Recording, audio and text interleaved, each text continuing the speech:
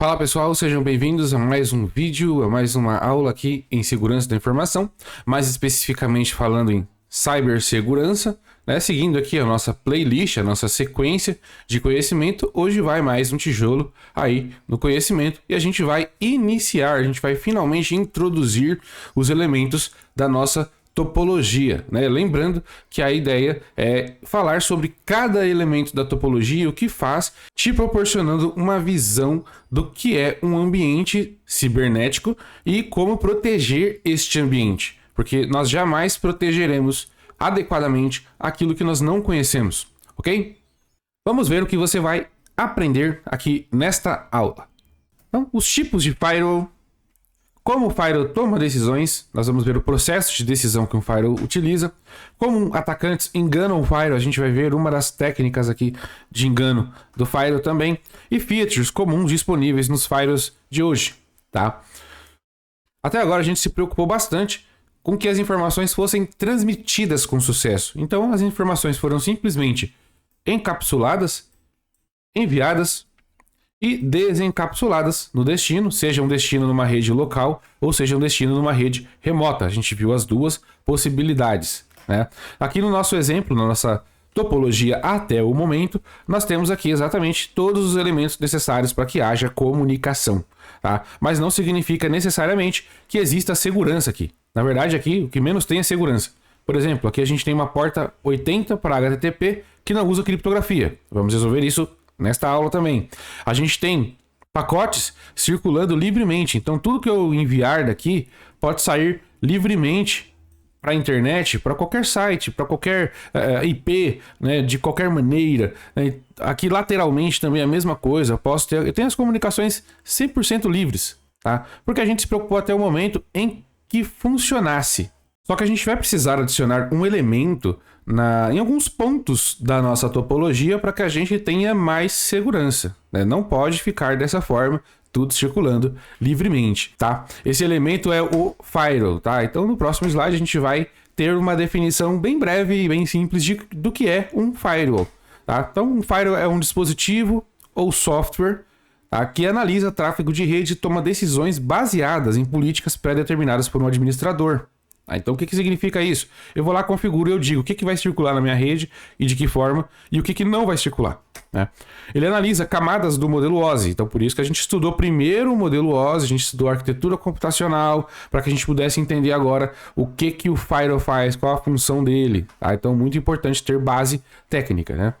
Pode ser instalado no sistema operacional, isso é muito importante, ou em rede, tá? Então você coloca um ou outro, ou você pode colocar os dois. A minha recomendação é que se coloque os dois e eu vou explicar mais para frente por quê.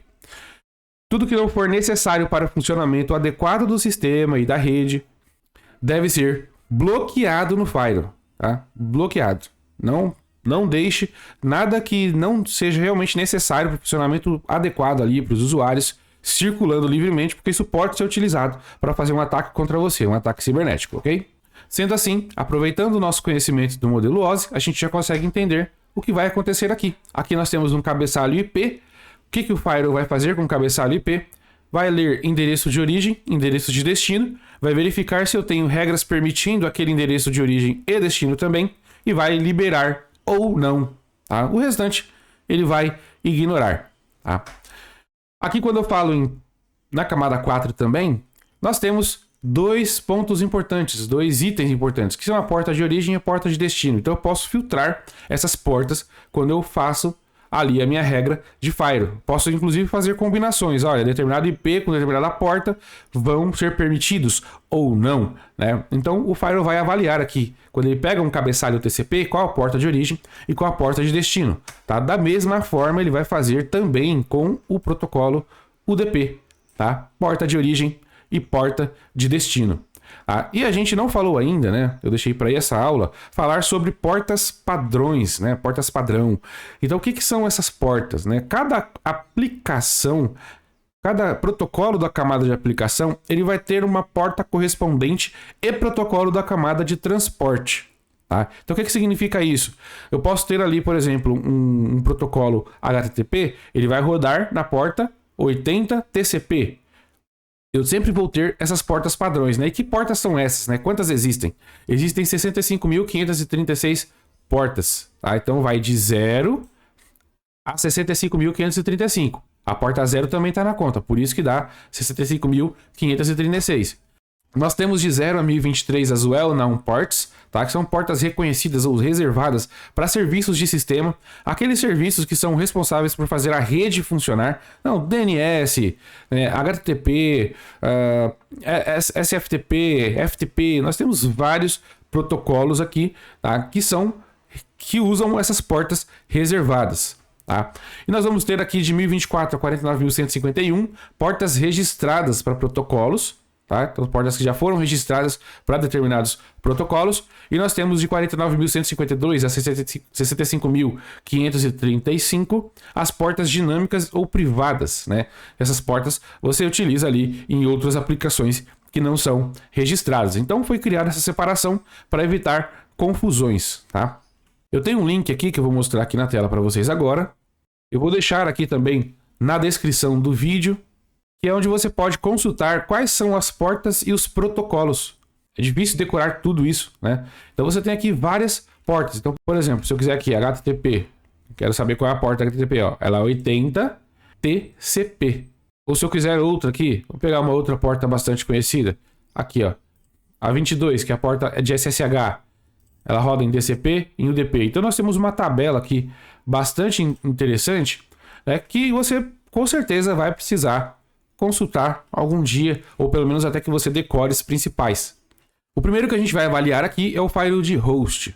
Então, o que é um firewall de host? Ele é instalado no sistema operacional do dispositivo. Então ele é um software que você vai instalar aqui, por exemplo, na minha máquina, no meu notebook que roda em Windows, né? Ele filtra o tráfego que está entrando e saindo aqui do host, tá? Através das placas de rede. Garante proteção de cada host individualmente. Tá? Então eu vou dizer qual o tráfego que vai sair, qual é permitido sair do meu notebook ou do servidor e qual é permitido entrar. Né? Eu faço ali filtragem desses pacotes, eu protejo o tráfego de entrada e saída do computador, do servidor. Normalmente ele pode vir acompanhado também de solução antivírus, EDR, XDR. Então é bem interessante, veja se a sua solução que você utiliza já possui firewall, porque de repente você pode unificar essa proteção dentro de uma mesma plataforma. Então às vezes você tem um firewall de host que vem no seu antivírus, no seu EDR ali, que funciona em mais de uma plataforma. Funciona em Windows, funciona em Linux, né? E aí você consegue utilizar uma plataforma única para você gerenciar os firewalls de host do teu ambiente. Tá? Pode vir também no sistema operacional, né? Então, dependendo da distribuição aqui, um Linux, você pode ter o IPTables, o FW, o Firewall CMD. Se for o Windows aqui, é o Windows Defender Firewall e outros também, tá? Verifique no seu sistema operacional qual é o firewall que corresponde àquele sistema e você pode fazer ali as suas configurações. Aqui nós temos um caso de uso onde nós vamos falar sobre esse firewall de host, né? Então, como que a gente... O que ele faz, onde ele é posicionado, né? Então a gente vai ter aqui os computadores, né, com o nosso famoso switch, estão todos interligados em rede. Nessa mesma rede aqui, ó, eu tenho um servidor, tá? Esse servidor está rodando aqui na porta 80 HTTP e essas máquinas, através do firewall, não é mais um roteador aqui que é o gateway padrão, ó, é o firewall, porque ele vai determinar o que vai sair, o que vai entrar. Ele está se comunicando com a internet. Então isso aqui é um firewall de rede. A gente vai falar sobre ele daqui a pouco com mais detalhes. Mas só para você entender a diferença. Este firewall de rede, ele está protegendo o que entra na sua rede e o que sai da sua rede. Ele está verificando, ele está inspecionando o que entra e o que sai. Mas o tráfego aqui entre as máquinas, o firewall de rede não está analisando. Tá? Ele não está analisando isso. Então se houver um vírus aqui nessa rede, facilmente... se não há proteção, a microsegmentação aqui, facilmente ele será espalhado, né? Então os atacantes possuem conhecimento e técnicas para espalhar um vírus facilmente pela rede. Então é interessante que você microsegmente essa rede, né, através de um firewall de host. Existem várias aplicações hoje, vários softwares que te apoiam para fazer esse tipo de coisa, tá? Porque aí você dificulta muito, né? Porque imagina o seguinte, vou te dar um caso de uso bem específico. Dentro de uma mesma rede, você imagina que essa máquina aqui, ela tenha que acessar o servidor. Essa também. E essa também. Então, A comunicação que você precisa liberar é a comunicação de todas essas máquinas para o servidor. Então, se você coloca um file de host aqui, essa comunicação será filtrada, será liberada. Agora, por que uma máquina de usuário, imagina que essa máquina aqui é do financeiro, ela se comunica diretamente aqui, livremente, com a máquina do marketing, né? E também com a máquina aqui de recursos humanos. Não existe um business case, não existe um caso de negócio para que essa comunicação seja dessa forma, seja tão livre, tão aberta, tão solta. Então é recomendável que você coloque o file de host para que você determine que essa comunicação não vai acontecer. Então você vai dizer que só vai passar aquele tráfego que é realmente necessário, tá? E como eu disse, o file de rede não vai trabalhar nessa camada aqui, entre máquinas, movimentação lateral. Então somente o file de host vai poder fazer isso, tá? Da mesma forma aqui no servidor, ó, a gente sabe que é um servidor web. Então o que precisa estar liberado aqui com certeza, né? A porta 80 e nada mais, né? Se houverem mais coisas para serem liberadas, que sejam liberadas, mas que o que seja liberado seja exatamente aquilo que é necessário. Um outro caso de uso bastante interessante para o file de host. Aqui eu troquei um pouco a nossa topologia, eu saí de uma rede corporativa e eu estou aqui no Wi-Fi. Tá? Esse Wi-Fi poderia estar no aeroporto, poderia estar aqui aí da sua casa. Tá? Então, geralmente o que você tem? Né? O Wi-Fi que ele é provido por um roteador ali, que a operadora te entrega. Né? Então, não tem um file de rede, você tem acesso ali diretamente para a internet. Então, assim, a gente tem um problema aqui. Né? A gente já não vai ter o file de rede para determinar o que vai entrar, o que vai sair. Né? E nessa topologia eu ainda não tenho o file de host. Então o que eu vou fazer? O que acontece? Se eu pegar um vírus aqui também, imagina que uma das máquinas que está conectada no Wi-Fi ali do aeroporto, né, ou da sua casa, está infectada. Então essas máquinas não estão na mesma rede, então elas podem passar a infecção umas para as outras, tá? Então se eu tenho um file de host habilitado determinando o que vai acontecer, como que vai acontecer, né, quais são os tráfegos permitidos, eu vou mitigar de maneira muito interessante esse tipo de fluxo, tá? Então é legal usar files de host também. Eu vejo muito pouco por aí sendo utilizado, tá? Em todos os treinamentos que eu ministro, eu falo, gente, usem o file de host, tá? Ele não vai resolver 100% dos seus problemas, mas ele vai dificultar muito o espalhamento de um vírus. Por exemplo, um vírus, um malware, um ransomware, né? Imagina só, né? Então utilizem, tá? Vai dar um pouquinho de trabalho no começo. Claro que vai, você tem que determinar quais regras serão necessárias, você vai ter que estudar ali quais protocolos estão funcionando ali na sua rede, mas é um trabalho que você vai fazer uma vez só, né? E feito este trabalho, você vai ter um nível de proteção, um nível de maturidade para a sua rede e para os seus usuários, né? Estejam eles na sua empresa, estejam eles home office, estejam eles viajando, vai ter uma maturidade muito mais alta, tá? Então a minha recomendação é que isso seja utilizado. Vou mostrar para vocês agora um exemplo de política de file de host. Então, imagine que o IP do meu computador, do meu host, do meu notebook, seja o 92.168.56.200. Então, aqui é só um exemplo didático, tá? Pode ser diferente ali no seu dispositivo. Então, o que eu vou dizer aqui na regra? Eu vou dizer que de qualquer porta para qualquer destino, eu tenho a porta 443 liberada.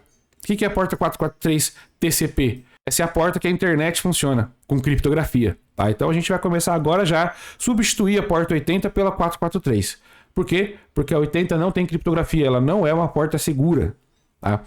E a ação vai ser o quê? Permitir. Tá? E eu tenho aqui ó, o 92.168.56.200, ou seja, a mesma máquina, de qualquer porta de origem, para qualquer IP de destino, eu tenho aqui a porta 53. Por quê? Porque eu preciso de DNS, eu preciso resolver nomes. Eu não quero ficar digitando o IP do site, eu quero digitar o nome do site, né? Então eu vou precisar de um servidor DNS. Então, você tem vários servidores DNS aí ao redor do mundo, né? Então, como você vai ter uma aquisição de IP feita dinamicamente, né? Porque, por exemplo, eu estou aqui no meu Wi-Fi. Aqui o meu roteador vai me dar um IP e um servidor de DNS ali, né? Se eu vou para o aeroporto, vai ser outro. Então, eu não sei qual vai ser esse IP exatamente. Então, eu vou dizer aqui que seja qualquer um, mas pelo menos a porta e o protocolo eu estou filtrando aqui e estou dizendo, ó, permitido. E aqui, nessa última regra, eu estou dizendo que todo o resto é bloqueado. Então, primeiro eu sempre libero aquilo que eu quero que funcione e o restante eu simplesmente bloqueio. Por quê? Porque o restante não é necessário. É só aquilo que eu realmente preciso. Então, com essa última regra aqui, eu estou dizendo, olha, qualquer IP, qualquer porta, qualquer destino, qualquer porta de destino, qualquer protocolo, eu quero que seja bloqueado. Tá? Então, com isso eu limito muito o tráfego de rede entrando e saindo do meu computador ou do meu servidor. Lembrando que essa tabela é um exemplo didático, então pode ser que no seu ambiente, aí nos seus computadores, você precise de mais regras para funcionar adequadamente.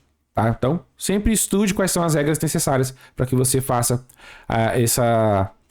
essa implementação. E agora a gente vai entrar no assunto do firewall de rede, tá? Também pode chamar de firewall de hardware, tá? Então ele é posicionado na entrada e saída da rede, agindo como um vigia ali também.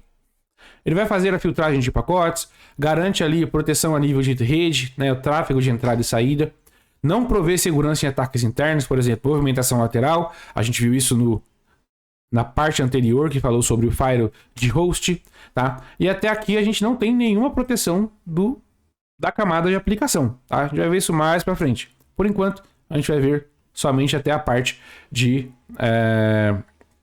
análise de pacotes mesmo, filtros de pacotes. Pode vir ali um appliance físico ou pode ser virtualizado também. Então você pode comprar uma caixa, né, um appliance ali físico mesmo, que você vai colocar no seu rack, vai ligar ali a tomada e tudo mais. Ou existem também casos em que você pode virtualizar este firewall ali no seu hypervisor. E aí, a primeira característica que a gente vai avaliar é a filtragem de pacotes. Então, tudo que está saindo aqui e o que está entrando, tá? Eu vou avaliar ali IP de origem, IP de destino, porta de origem, porta de destino, tá? É a famosa filtragem de pacotes. Então, o firewall de rede também vai fazer isso. Uma outra coisa que ele vai fazer é o NAT, né? Então, os tipos de NAT, né? O SNAT, o DNAT e o PAT também, né? Então, aqui eu tenho um computador, né, que vai sair para a internet. Então, para sair para a internet, lembra que ele não vai poder sair com IP privado, ele tem que sair com IP público, né? Então, para eu trocar isso lá no pacote IP, eu preciso fazer um source NAT, tá? Da mesma forma, se eu tenho um servidor que eu quero colocar ali acessível para a internet, então eu hospedei aqui na minha infraestrutura, numa rede DMZ, por exemplo, eu quero hospedar um servidor ali para que usuários, clientes acessem, façam prover algum tipo de serviço, né? Eu vou fazer um DNAT, né? Então é o processo contrário, o acesso vai chegar da internet em determinada porta, né, para determinado IP, né? Na maioria eu faço isso com IP e porta juntos, né? E vai fazer ali uma troca, né? Vai trocar o IP público pelo IP privado aqui do servidor, e aí o pacote vai ser entregue ao servidor, tá? Então, os firewalls também provém esse tipo de serviço. Um outro serviço importantíssimo também é inspeção de estados, né? Para que serve a inspeção de estados? A gente costuma liberar tudo que a gente precisa, né, de dentro para fora da rede, né? Raramente você vai ter alguma coisa liberada entrando, né? A não ser que você realmente precise, né? Então, quando eu falo de inspeção de estados, né, o meu firewall ele precisa saber quando uma requisição veio exatamente de dentro da minha rede, tá? E por quê? Porque um atacante aqui de fora da rede, ele pode enviar uma requisição do meu firewall que esteja fingindo que foi solicitada por um agente interno da minha rede, né? Então, o firewall precisa ser capaz de inspecionar esse estado e dizer, não, esta requisição não veio da minha rede e por isso ela será bloqueada. Então agora veja que a nossa topologia mudou. A gente adicionou o elemento de firewall de rede também. Então aqui, né, essa seta agora, ela está significando a internet. Então aquele monte de roteadores que eu mostrei lá na topologia anterior, continua aqui. É que agora está suprimido, né? Senão o desenho fica enorme, não dá para entender direito. Tá? Então eles continuam aqui. É que o roteador ele tem a especialidade de rotear pacotes. Então a gente não vai usar ele como um firewall, a gente vai usar um firewall que tem a especialidade de inspecionar esses pacotes e determinar se eles entram e saem ali da rede, tá? Então a gente vai ter o firewall fazendo o source NAT aqui, ó, e o firewall fazendo o DNAT, como a gente viu anteriormente, tá? E ele vai ser agora o gateway de saída da rede, não mais aquele roteador que a gente estava usando, tá? Então quando uma máquina quiser sair para a internet ou sair para outra rede, ela vai consultar o firewall que vai dizer se a requisição vai passar ou se não, se ela pode ou se ela não pode passar por ali. Agora um exemplo de política de firewall de rede, tá? Vocês veem que é bem parecido com o que a gente fez lá no firewall de host, até aqui, né? Só que com a diferença de que lá no firewall de host eu tinha lá um único IP, né? Eu vou fazer de uma única origem, né? Aqui já é diferente, aqui eu vou fazer de várias origens porque podem chegar requisições da rede inteira, tá? Então, o que eu estou fazendo aqui? de toda a minha rede aqui, ó, 192.168.200.0 é minha rede, /24, tá? De qualquer porta de origem, para qualquer IP de destino, na porta 443 com protocolo de camada de transporte, ou seja, camada 4 TCP, eu estou permitindo, tá? E eu tenho uma outra regra aqui, né, internamente na minha rede, né, eu sempre vou ter ali um servidor, né, de DNS. Tá? Então, na maioria dos casos, né, é recomendável que você tenha um servidor de DNS ali interno. Então, neste meu exemplo, o meu servidor de DNS interno é o 92.168.200.50 e eu estou dizendo que de qualquer porta de origem com destino a esse servidor de DNS externo, que é o 8888, né, na porta 53, com o protocolo de camada de transporte UDP, eu estou permitindo a passagem. Tá? Ou seja, eu estou dizendo que este servidor só vai resolver DNS aqui. Então as minhas máquinas de toda a rede vão consultar nele e ele vai consultar na internet, né, neste IP especificamente falando, caso ele não saiba. Então assim eu limito o tráfego que eu estou utilizando. Tá?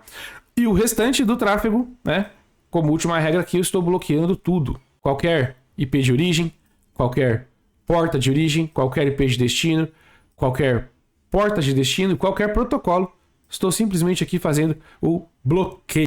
Lembrando que também é um exemplo didático, tá? Talvez você precise de regras diferentes no seu ambiente para que funcione adequadamente. E o próximo da lista que a gente vai avaliar aqui é o firewall de aplicação, né? O proxy. Esse tipo de firewall permite um armazenamento de cache.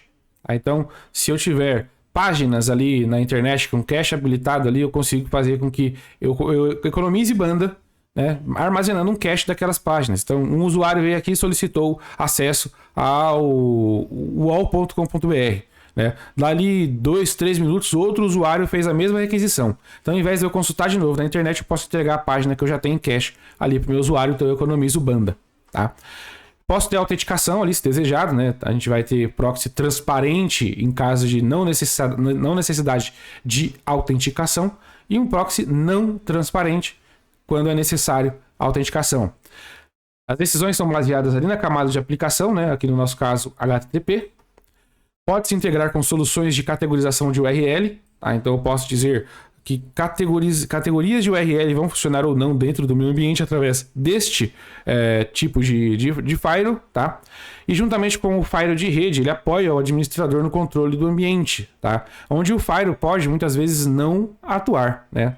Então, você pode, às vezes, ter ali algumas soluções dessa dentro do teu firewall também, mas pode ser que você não tenha, pode ser que você não queira usar o do seu firewall, porque você quer colocar um recurso externo, com mais um recurso extra ali, com mais capacidade de processamento, de repente, né? Cada caso ali precisa ser avaliado. Permite também que você rode antivírus, né, em arquivos que são baixados. Então, imagina, o usuário está lá, mandou baixar um arquivo, antes de entregar aquele arquivo para o usuário, o proxy é capaz de analisar esse arquivo se você tiver ali isso habilitado nele, tá?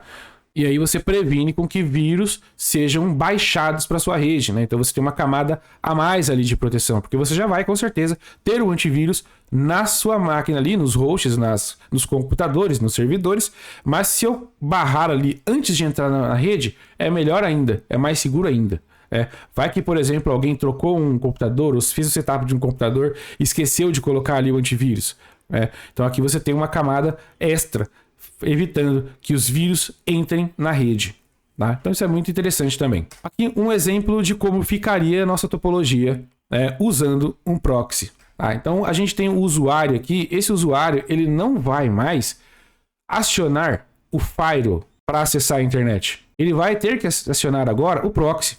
Até mesmo porque na regra de firewall que eu tenho, não vou mais dizer que os computadores vão ter acesso à internet diretamente.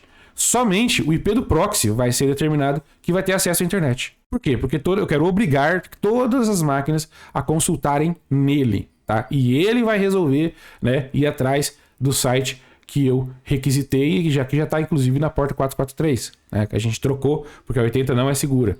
Tá? Então é assim que funciona. Vou demonstrar aqui algumas regras de exemplo. Tá? Isso aqui é uma regra de Squid, né? Um proxy HTTP chamado Squid. Eu já usei, ele é bem legal. Já usei profissionalmente, já usei para fins de estudo. Tá? Então recomendo que você dê uma pesquisada a respeito. Aqui o que eu estou dizendo? Eu estou criando ACLs. Ó. Então aqui eu tenho um exemplo de regras desse firewall HTTP. tá? Esse proxy HTTP. Então eu tenho aqui, ó, uma ACL, tá? Uma Access Control List, tá? E ela disse aqui, ó, eu disse aqui, ó, que My Network, isso aqui é eu que estou dando o nome, vem como origem aqui, é o 92.168.560/24, ou seja, a rede inteira. Aqui eu estou criando os objetos ali, tá? Para fazer a liberação depois. Eu criei um objeto chamado Gateway, que vai ter como origem o 92.168.56254. Isso aí vai facilitar com que eu não fique decorando números ali na hora de colocar a regra. Eu vou ter uma série chamada YouTube, que ela é do tipo dash domain, e ela vai ler aqui, ó, quando o domínio é .youtube.com, e a mesma coisa aqui para .google.com. E aqui embaixo eu vou dizer o que vai acontecer com elas. Por exemplo, eu vou permitir, quando vier da origem My Network, que é esse IP aqui, para o Google. Eu permito da mesma forma para o YouTube. E o restante eu bloqueio. Claro que aqui está bastante simplificado para caber no slide. Mas é essa a lógica de você ter um firewall HTTP. Tá? Então esse aqui é um exemplo bastante simplificado, mas para você entender, dá para você entender perfeitamente qual é a lógica desse tipo de firewall. Tá? Só que a gente vai ter agora um desafio. Né? Qual que é o desafio que a gente vai ter? Deixa eu desligar aqui a minha câmera para você conseguir ver o desenho inteiro. O desafio é esse usuário que está remoto aqui. Ó. Qual que é o desafio para esse usuário que está remoto? Para eu fazer que esse usuário utilize o proxy, aqui também, ó, eu vou ter que criar uma VPN com ele, para que ele tenha acesso ao proxy e a saída para a internet seja por aqui. Só que isso é um problema, né? Porque veja a volta que o pacote está dando, né? Uma volta meio complicada, né? Então eu vou consumir mais banda, né? Eu vou consumir ali mais recursos do meu proxy, eu vou ter mais conexões ali distante, né? Eu vou deixar mais lento para o meu usuário também, porque afinal de contas ele tem que consultar algo, né, que geograficamente não vai estar ali do lado, né? Não está dentro da mesma rede, né? Então você acaba tornando isso meio que inviável, tá? Então normalmente o que acaba acontecendo é que você acaba deixando o usuário que está em casa, quando você tem um cenário ali de um proxy, né, deixa ele sem proxy, né? Isso é ruim, isso não é bom. E aí qual é a saída que muitas empresas têm adotado, né? Usar um proxy na nuvem. Tá? Você pega um proxy na cloud, existem vários tipos, existem vários fabricantes de serviço de proxy em cloud, e aí você não precisa mais, por exemplo, subir aqui um servidor dentro da sua infraestrutura para ser proxy. Não precisa mais.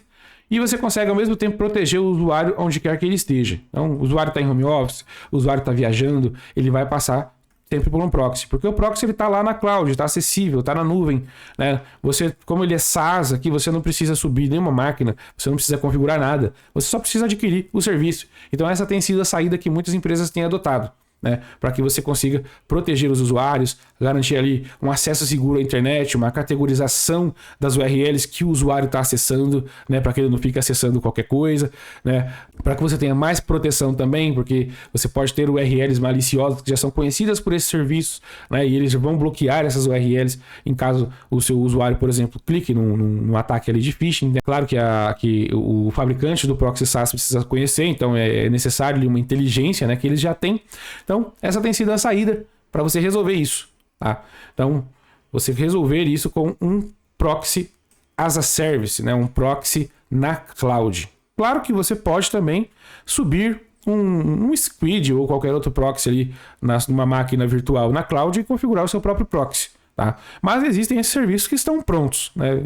É interessante pelo menos que você consulte ali preços, porque eles são muito bons. Tá? São muito bons, funcionam adequadamente e resolvem, né, esse impasse que a gente tem com os usuários remotos, e também já facilita a sua vida de administrador da rede, porque você não precisa, né, manter ali um servidor interno, né, da manutenção, né, e atualização e tudo mais. E lembra que eu falei que é possível fazer um bypass de uma regra de firewall e ainda assim fazer um ataque? Por isso a gente precisa ficar muito esperto. Por quê? A gente aumenta a segurança, a gente fecha ali o perímetro, fecha ali todas as portas que não são necessárias, mas a segurança, ela é um conjunto de práticas, né? Então você precisa sempre ter várias camadas de segurança, tá? Então como que um atacante pode fazer um bypass disso, né? Então veja que aqui eu tenho toda a rede liberado para a internet, como a gente viu, né? TCP está aqui permitido, igual a gente fez. Aqui está o serviço de DNS também, da mesma forma, e o restante está bloqueado. Legal, eu fechei ali o perímetro e agora eu consigo, né, monitorar melhor o que está acontecendo nessas portas que eu liberei, tá? O que o atacante pode fazer aqui? Ele sabe que você só liberou a porta 443 de dentro para fora, né? Você não tem isso liberado, por exemplo, de fora para dentro. Então ele vai ter que fazer o quê? Fazer com que o usuário origine a conexão, tá? E aí é onde mora o perigo. E aí, seja um firewall de host, seja um firewall de rede, né? Você precisa tomar muito cuidado com isso. Porque o que ele vai fazer? Ele vai pegar, vai mandar um phishing para o usuário, aqui, ó, com um link, na tentativa de fazê-lo clicar. Quando ele clicar, o que vai acontecer? Ele vai originar uma conexão e vai sair aqui, ó, e vai direto para o que a gente chama de C2, comando e controle.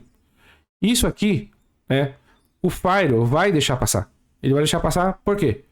Porque a conexão veio de dentro para fora, tá? Então isso aqui é muito perigoso. Por mais que os firewalls de hoje sejam muito inteligentes, isso aqui corre o risco de passar, por exemplo, se for um domínio novo, né? Se for algo ali diferente, né? Então tem que tomar muito cuidado, tá? Não clique em qualquer coisa, tá? Não clique a não ser que você tenha certeza absoluta daquilo que você está clicando. E em qualquer dúvida, chame o administrador da rede, questione, chame ali a área de segurança para que você veja se você não vai cair num ataque de phishing. Porque a partir do momento que ele fecha uma conexão C2 aqui, ele pode fazer o quê? Ele pode baixar mais coisas para sua máquina, assumir o controle da sua máquina, espalhar um ataque de ransomware, né? É assim que as coisas acabam iniciando, né? De uma maneira simples, né? Mas aí o ataque vai crescendo. Quando você perceber o ataque, já vai ser tarde demais, né? Você pode ter ali todas as suas máquinas infectadas por um ransomware, por exemplo, imagina só, né? E começou com o usuário clicando num e-mail que o atacante fez uma simulação aí de que era um e-mail real, mas na verdade não era, né? Inclusive os atacantes estão usando para fazer ataques de phishing, né? Inclusive inteligência artificial para criar ataques de phishing mais sofisticados para aumentar a possibilidade do usuário clicar, tá? Então muito cuidado com esse tipo de situação. E a gente vai entrar em um outro tema agora, que são os UTMs, né? Unified Threat Management. Eles são caixas ali, appliances, destinados ao gerenciamento unificado de ameaças, né? Lembra que eu falei que os firewalls estão cada vez mais inteligentes? Então você pega aqui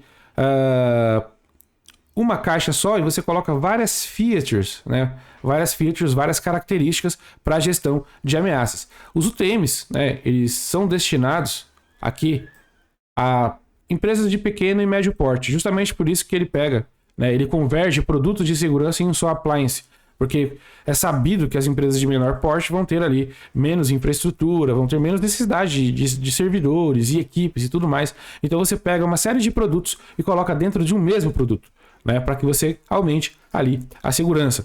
Então você tem lá, por exemplo, no UTM, um firewall de filtros de pacotes, sistema de prevenção de intrusão. Também ali, ó, ele verifica os pacotes ali ele verifica ali os dados que estão passando, verifica se não é determinado ataque, né? E ele é capaz de agir e bloquear. VPN também, né? VPN para você conectar sites ou você conectar ali o teu usuário com a infraestrutura. Filtragem de URL, antivírus web também, tá ali no mesmo equipamento, anti-spam e antivírus para e-mails também, tá? Então, por isso que ele chama de UTM, né? Ele é um gerenciamento de ameaças unificado, ele tem várias features dentro de um mesmo produto, uma mesma caixa, um mesmo appliance, tá? E a gente tem também o Next Generation Firewall, tá? É o firewall de próxima geração, né? Que ele tem algumas características importantes, por exemplo, o Deep Packet Inspection, né? O DPI, ele faz também inspeção de pacotes, mas ele inspeciona também em nível de aplicativo, né? Inspeciona de uma maneira mais profunda para detectar ali fluxos maliciosos, né? Coisas que não são legais ali na sua rede. Tem sistema de prevenção de intrusão também. Traz inteligência ali de fora do firewall, então não fica somente ali naquelas regras, né? Ele tem inteligência ali que vem de fora e ele integra com essa inteligência e com essa inteligência também, para que você consiga aumentar ali o nível de proteção da sua rede, tá? Tá? Então isso é bem interessante. Algumas coisas que estão aqui a gente não viu, né? Tanto quando a gente falou de UTM, quanto quando a gente falou agora de NGFW, a gente não viu, por exemplo, IPS, né? A gente não viu aí inspeção SSL, a gente não viu essas coisas ainda, né? Então eu vou ser bem breve nisso para que a gente não confunda. A ideia é que você entenda em termos gerais o que é um firewall, o que ele faz, por que ele ajuda, né? Por que ele por que você deve utilizar firewalls de host também? Por que você deve configurar adequadamente firewalls de rede também? Então a ideia dessa aula foi isso, tá, pessoal? Espero que eu tenha ajudado. Então a gente fez o seguinte agora, né? A gente já tem aqui, ó, itens da nossa topologia, tá? Então a gente já viu o que é o firewall, a gente já viu o que é o firewall como uma VPN aqui, ó, site to site, conectando uma filial. A gente viu que você pode conectar um usuário remoto através do firewall também. A gente viu que existe o tipo de firewall que é o proxy. A gente viu lá o usuário, né, fazendo acesso na internet ou através do proxy, né, ou ele pode fazer o acesso direto, dependendo de como você configurou. Então a gente já colocou os primeiros elementos aqui na nossa topologia. Tá? E a gente vai conseguir, e a gente vai seguir com isso nas próximas aulas, e a gente vai colocando e falando, explicando item a item o que é cada coisa e para que serve. E o que a gente vai ver na próxima aula?